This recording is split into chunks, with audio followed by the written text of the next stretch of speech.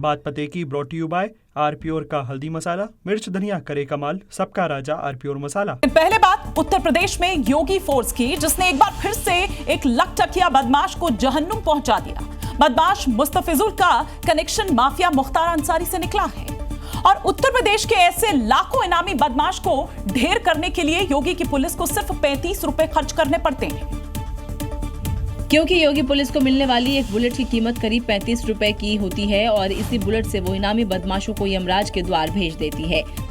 गुंडे को इसके लिए चेतावनी भी देता है कि सुधर जाओ, नहीं तो यमराज के यहाँ जाने के रास्ते भी खुले हुए हैं। जैसे गोरखपुर में मुख्तार गैंग के मुस्तफिजुल रहमान को भेजा। मुस्तफिजुल कमालू हत्याकांड का मास्टरमाइंड था। सूचना के आधार पर पुलिस ने मुस्तफिजुल की घेराबंदी की, जिस पर बदमाश ने पुलिस पर फायरिंग कर दी और जवाबी कार्रवाई में 35 रुपए वाली 2 बुलेट से बदमाश को ढेर कर दिया। बदमाश से हथियार, कारतूस और बाइक जब्त की है।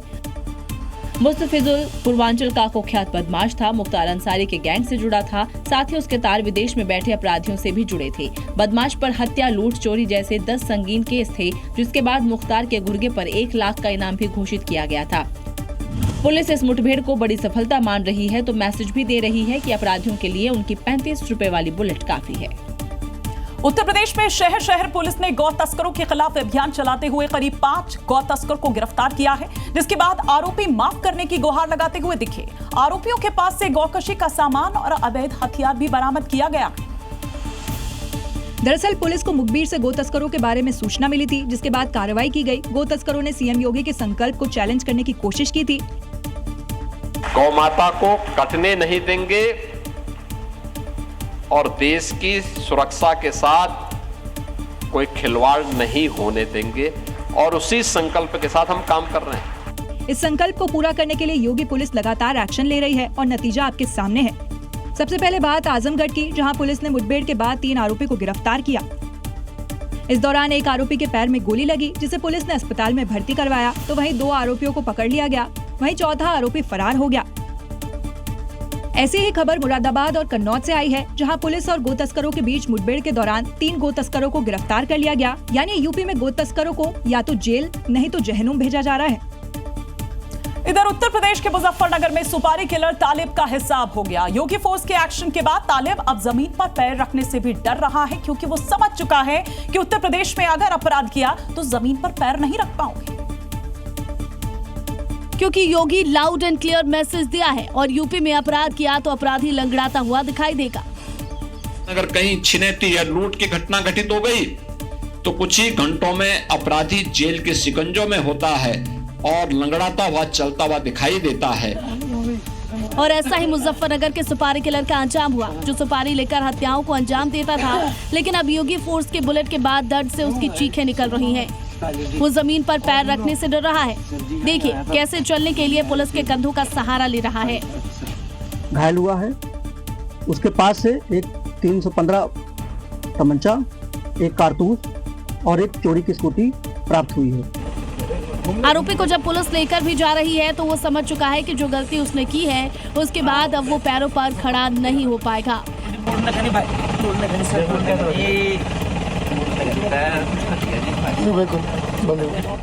आरोपी के खिलाफ उत्तराखंड में भी मामले दर्ज हैं, लेकिन योगी फोर्स ने यूपी में उसका इलाज कर दिया।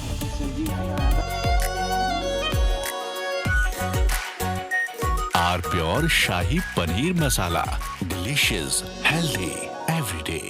उत्तर प्रदेश में योगी सरकार लगातार भू माफिया पर एक्शन ले रही है। वो माफिया जिन्होंने पुरानी सरकारों के दौरान जमीनों का बंदर बांट किया था और अब इस एक्शन को उत्तर प्रदेश के मौलाना सही बता रहे हैं, तो सपा सरकार में वक्फ के नाम पर हुई लूट का पर्चा भी खोल रहे हैं।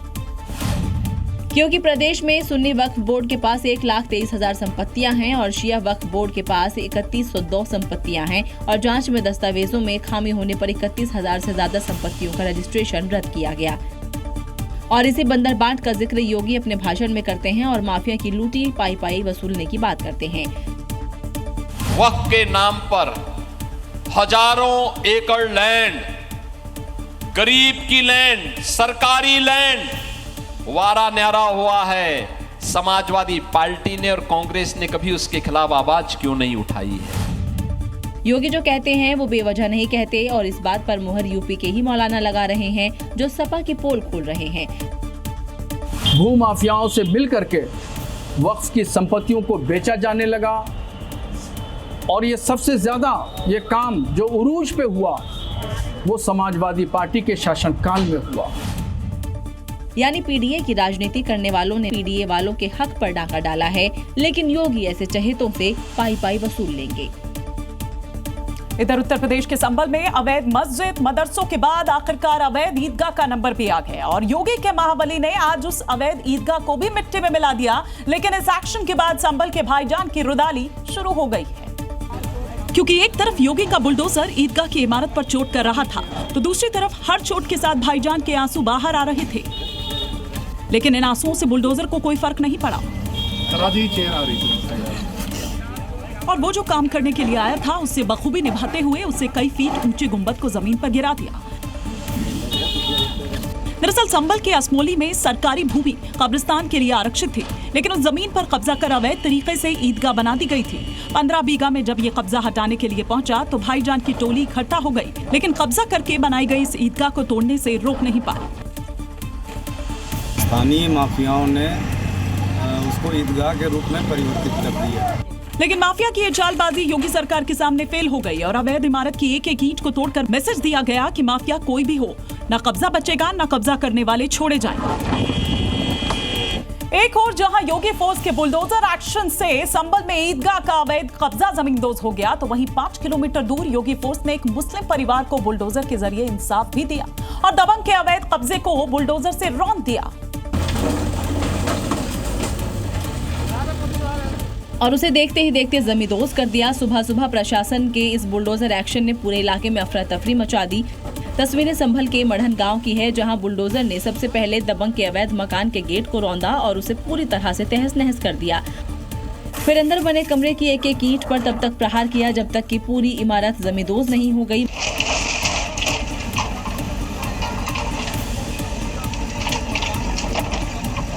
मामला 2022 का है, जहां दबंगों ने फर्जी दस्तावेज बनाकर जमीन पर कब्जा किया और उस पर मकान बना लिया।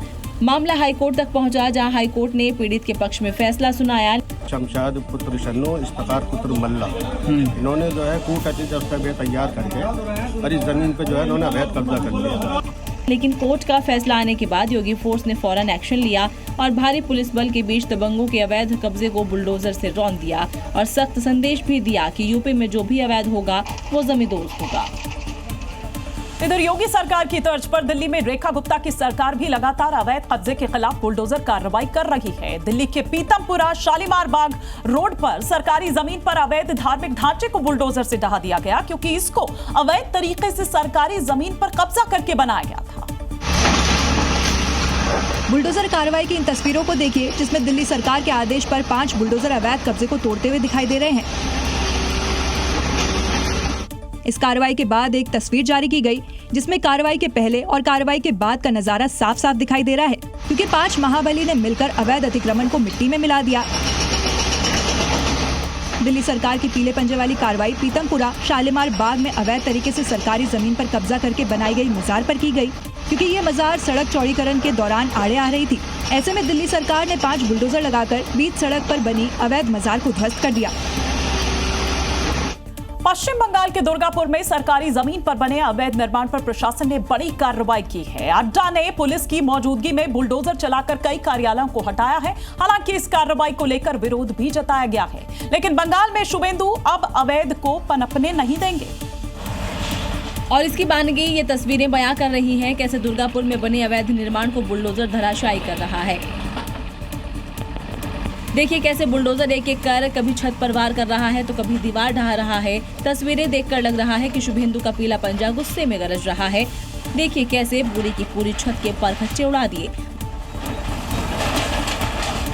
दरअसल यहां आसनसोल दुर्गापुर डेवलपमेंट अथॉरिटी यानी ADDA की टीम ने पुलिस बल के साथ सरकारी जमीन पर बने लेबर यूनियन कार्यालयों को ध्वस्त किया। बता दें कि ADDA के मुताबिक इन निर्माणों को लेकर पहले भी कई बार नोटिस जारी किए गए थे, लेकिन कब्जा नहीं हटाया गया तो हटवा दिया गया। यानी बंगाल में अवैध होगा तो जमींदोज होकर रहेगा। बंगाल के लोगों में गुंडे बदमाशों को लेकर कितना गुस्सा है ये देखा बीरभूम कोर्ट परिसर में, जहां 2021 में हुए जो दंगे हैं उनके आरोपी को पेशी के लिए लाया गया था। इसकी जानकारी जैसे ही स्थानीय लोगों को मिली वो पहुंच गए कोर्ट और अदालत से पहले अपना फैसला सुना दिया। आरोपी मामन शेख जैसे ही पुलिस की गाड़ी से उतरा, लोगों ने उस पर लात घूंसे बरसाने शुरू कर दिए। हालांकि भीड़ से बचाने के लिए सुरक्षा पूरी थी, लेकिन लोगों के गुस्से के आगे ये नाकाफी साबित हुआ।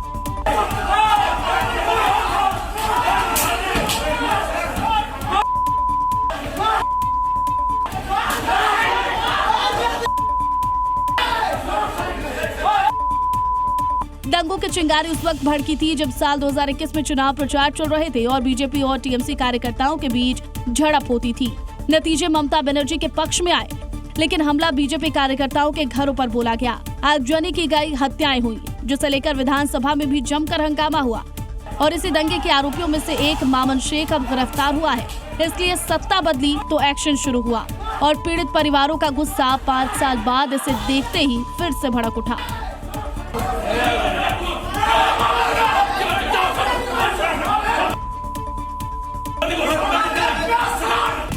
आमिर खान की तीसरी शादी 10 दिन पहले ही बीत गई है, लेकिन उसे लेकर उठा विवाद अब भी बरकरार है। पहले सियासी बयानबाजी हुई और अब आमिर की तीसरी शादी को लेकर मौलाना भी बटे हुए नजर आ रहे हैं। किसी ने आमिर के खिलाफ फतवा जारी कर दिया तो किसी ने इसे आमिर का पर्सनल मैटर बताया। गौरी स्प्रेड के साथ आमिर की शादी ने पूरे देश में हलचल पैदा कर दी है। पहले तो हिंदू संगठनों ने हंगामा किया, तो अब मुस्लिम पर्सनल दारुल इफ्ता के शाही चीफ मुफ्ती ने आमिर खान की तीसरी शादी को लेकर फतवा जारी कर दिया। हालांकि आमिर की शादी को लेकर मौलाना बटे भी नजर आए। चीफ मुफ्ती ने शादी को नाजायज कहा तो देवबंद के उलेमा ने इसे जायज ठहराया। अगर मुस्लिम मर्द गैर ईमान वाली मुशरिका औरतों से शादी करते हैं तो ऐसी शादी जायज नहीं है। 2 पर्सन का मामला आ जाए, जिसे नॉर्मल जबान में कहा जा सकता है कि जब मियां बीवी राजी तो क्या करेगा काजी। फिलहाल अपनी तीसरी शादी को लेकर फतवा और बयानबाजी को लेकर आमिर खान की ओर से अभी तक किसी प्रकार की कोई प्रतिक्रिया नहीं आई है। उत्तराखंड में देहरादून ऋषिकेश हाईवे के चौड़ीकरण को लेकर शुरू हुई पेड़ों की कटाई के खिलाफ लोगों का आक्रोश लगातार भड़क रहा है। राजनीतिक पार्टियां इसे लेकर सरकार से सवाल पूछ रही थी और अपना नफा नुकसान देख रही थी कि आम लोग मोर्चा खोलते हुए नजर आए। बीते दिनों सड़क चौड़ीकरण के लिए यहाँ के 7 मोड़ों पर पेड़ कटाई का फैसला लिया गया, तभी ये आक्रोश भड़क उठा था।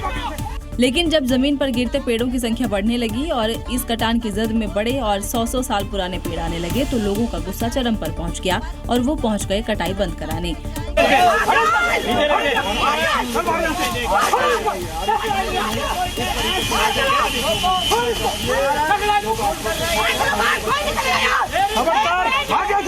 लोगों के गुस्से का अंदेशा प्रशासन को भी था, लिहाजा मौके पर बड़ी संख्या में पुलिस बल और वन विभाग कर्मियों की तैनाती की गई थी।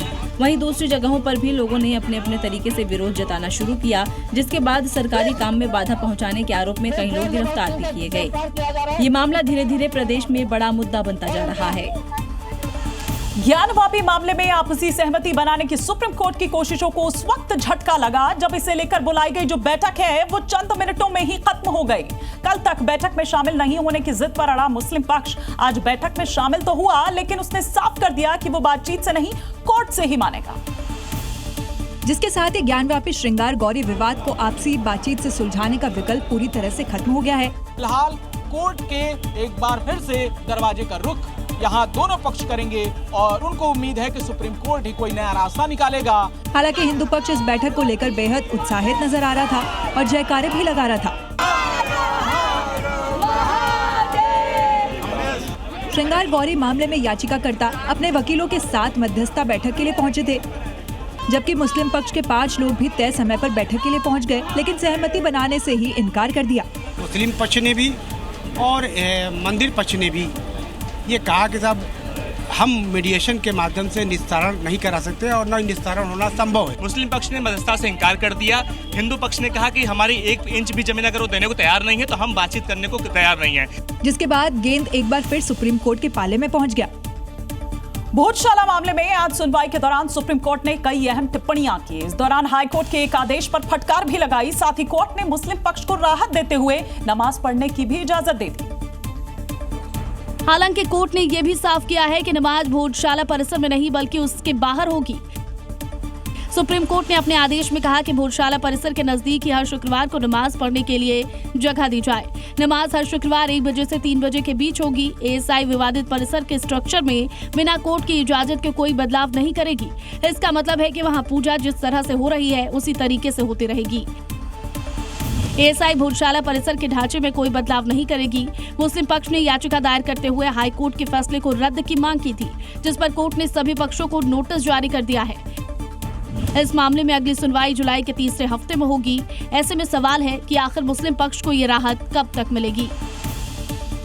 राजस्थान के बीकानेर में रातों रात एक घर में तोड़फोड़ की तस्वीरें सामने आई हैं। वीडियो के आधार पर दावा किया जा रहा है कि ये गैंगस्टर रोहित गोदारा का घर है, जहां अज्ञात लोगों ने रात में तोड़फोड़ कर दी।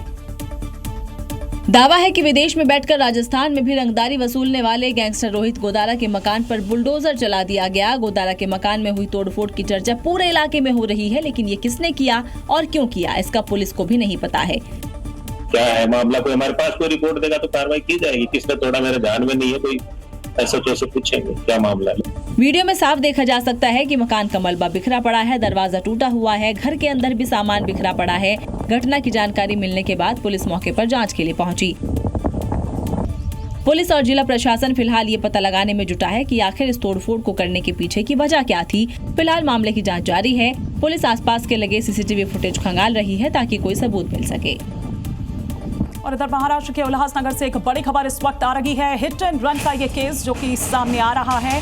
उल्हासनगर में सड़क हादसे में एक की मौत हो गई है। तेज रफ्तार कार ने बाइक को टक्कर मार दी। इस हादसे का सीसीटीवी फुटेज भी सामने आया है। फरार आरोपी को गिरफ्तार कर लिया गया।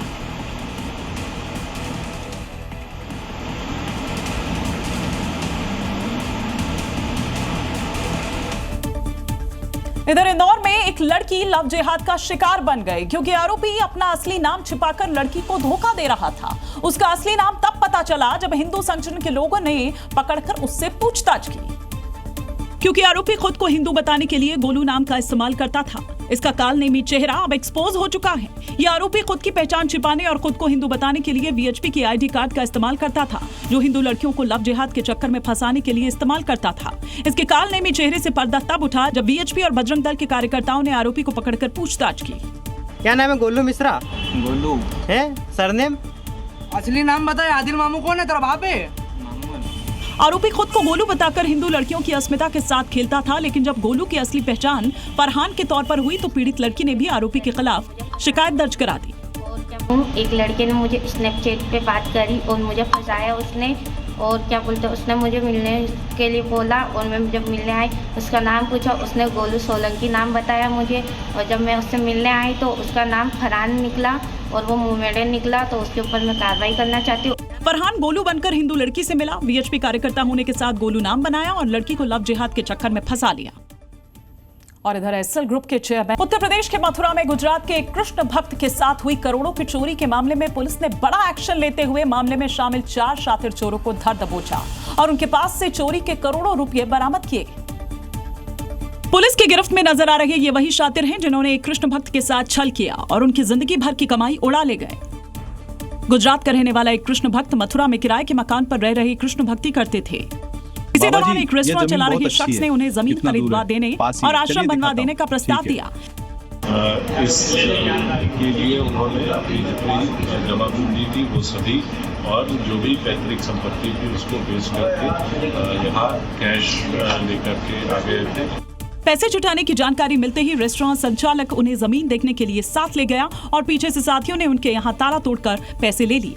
मामला पुलिस के पास पहुंचा। पुलिस ने छानबीन की तो मामले का खुलासा हुआ। रेस्टोरेंट संचालक की निशानदेही पर उसके साथी और 2 करोड़ 60 लाख से ज्यादा कैश बरामद हुए, जबकि करीब 30 लाख रुपया वो उड़ा चुके थे। उत्तर प्रदेश के प्रयागराज में हुई बमबारी में जी न्यूज की खबर का असर हुआ है। कल हमने संगम नगरी में हुए बमबाजी की खबर आपको दिखाई थी और इसके बाद 24 घंटे के भीतर वो बमबाज उसका साथी भी अरेस्ट हो चुके हैं। दोनों के पास से पुलिस ने 3 बम भी बरामद किए हैं। तस्वीरों में देखिए कैसे बाल्टी में 3 बम दिखाई दे रहे हैं और गिरफ्त में खड़े ये दोनों आमिर और अरमान हैं, जिन्होंने कल प्रयागराज को दहलाया था। दरअसल आरोपियों ने कल एक घर पर एक के बाद एक 3 बम बरसाए थे। धमाकों की आवाज सुनकर पूरे इलाके में खौफ फैल गया था। अब पुलिस ने आरोपियों को अरेस्ट कर पूछताछ की, जिसमें उन्होंने बताया कि बमबारी राजा अली के कहने पर की थी, क्योंकि उसका पत्नी से विवाद चल रहा था और वह ससुराल पक्ष को डराना चाहता था। अब पुलिस के गिरफ्त में आमिर अरमान तो आ गए, मुख्य आरोपी राजा की तलाश की जा रही है, क्योंकि इन तीनों ने मिलकर ही गुड्डू बमबाज वाला कांड किया था। इधर उत्तर प्रदेश के झांसी में ड्राई फ्रूट कारोबारी के मुंशी के अपहरण और करीब 24,50,000 रुपए की डकैती के मामले में पुलिस ने बड़ा खुलासा किया है। पुलिस ने 2 सिपाहियों समेत 6 आरोपियों को गिरफ्तार कर लिया है और लूटी गई रकम को भी बरामद कर लिया। अब जरा सोचिए, अगर पुलिस ही लुटेरी बन जाए तो आम आदमी कैसे सुरक्षित रहेगा। पुलिस की गिरफ्त में इन 6 आरोपियों में 2 सिपाही भी शामिल हैं, जिसके पास से 24,50,000 रुपए बरामद किए गए हैं। पुलिस के मुताबिक सूरत के ड्राई फ्रूट कारोबारी के मुंशी का पहले इन्होंने अपहरण किया, फिर इसका रुपयों से भरा बैग लूट लिया और बीच रास्ते उसे छोड़कर फरार हो गई। पुलिस जांच में ये भी सामने आया कि मुख्य आरोपी सट्टे में बड़ी रकम हार गया था और उधारी चुकाने के लिए पूरी साजिश रची गई। कुल मिलाकर 24,50,000 रुपए हम लोगों ने बरामद कर लिया है। इसमें और भी लोग प्रकाश में आए हैं और 2 और नाम जिनके नाम सट्टे से जुड़ रहे हैं। फिलहाल पूरे मामले में सभी पहलुओं की जांच की जा रही है और जांच पूरी होने के बाद आगे की कानूनी कार्रवाई की जाएगी। मध्य प्रदेश के छिंदवाड़ा से एक झकझोर देने वाली घटना सामने आई है, जहां एक महिला ने जहरीला पदार्थ खाकर आत्महत्या कर ली और हैरानी की बात यह है कि मौत से पहले उसने हाथों और पैरों पर मेहंदी से जुल्म की दास्तान लिख दी। अब पुलिस मामले की जांच कर रही है। ये देखिए, प्रीति के हाथों पर मेहंदी से लिखी उसकी मौत की दास्तान कई सवाल खड़े कर रही है और उसके ऊपर हुए जुल्म की कहानी भी साफ बयां हो रही है। प्रीति ने मौत से पहले अपने हाथ पैर पर मेहंदी से लिखकर बताया कि फोन में रिकॉर्डिंग है, 5 लोग हैं और जिनसे उसे छूने भी ना दिया जाए। उसे गोली मारने की धमकी दी जाती थी, पति गाली बहुत देता था और ये भी लिखा कि उसके जेठ जेठानी कोई उसे ना छुए। ये सुसाइड नोट लिखकर प्रीति ने जहर खा लिया और इलाज के दौरान उसकी मौत हो गई। प्रीति के परिजनों ने भी ससुराल वालों पर आरोप लगाए। लड़कियां गंभीर हालत में थी, उसको जबरदस्ती हलाई डोलाई तो उसको बताई कि मेरे को बहुत मारे हैं, ईंट से मारे हैं, पत्थर से मारे हैं। जो लोग प्रताड़ित कर रहे थे, इन लोगों ने मारे पीटे, वो सारा सबूत उसके हाथ में लिखा है मेहंदी से। मामले में पुलिस ने जांच शुरू कर दी है और अब जांच में तथ्य सामने आने के बाद ही आगे की कार्रवाई की जाएगी। मध्य प्रदेश के अलीराजपुर में मोहन फोर्स ने गैंगरेप के आरोपियों का ऑन द स्पॉट हिसाब किया और मैसेज दे दिया कि जो शांति के टापू पर लॉ एंड ऑर्डर को खराब करने की कोशिश करेगा, उसका हश्र कुछ ऐसा ही होगा। जैसे इन 3 रेपिस्टों का हुआ है, जो न ठीक से चल पा रहे हैं और न ठीक से चिल्ला पा रहे हैं। बीच सड़क जुलूस निकाला जा रहा है तो उठक बैठक पर कानून का पाठ पढ़ाया जा रहा है। ये तीनों वो हैवान हैं जिन्होंने एक विधवा महिला को अपना शिकार बनाया था, जिसके बाद पुलिस ने पहले आरोपियों को पकड़ा और फिर बोरी इलाके में ले जाकर जुलूस निकाला। देखिए कैसे आरोपी ठीक से चल भी नहीं पा रहे हैं, लंगड़ा कर चलते तस्वीरें इसकी मरम्मत की कहानी बयां कर रही हैं। जुलूस के बीच में ही मोहन फोर्स लाठियां वाला ट्रीटमेंट भी दे रही है। आरोपियों पर लाठी बरसाकर बताने की कोशिश है कि कानून से बढ़कर कुछ नहीं है। पुलिस ने आरोपियों की अकड़ और लोगों में खौफ कम करने के लिए सड़क पर ही तीनों से उठक बैठक लगवाई, कान पकड़कर माफी मंगवाई और लाउड एंड क्लियर मैसेज दे दिया कि कानून तोड़ने वालों का इलाज ऑन द स्पॉट होता है। तो ये थी खबरें 7 बजे की। कल फिर होगी बात पते की। मीठा या नमकीन, चाहे जैसे खाओ, 100% सूजी से बनी आर प्योर वर्मिसेली, स्वादिष्ट, सेहतमंद हर रोज।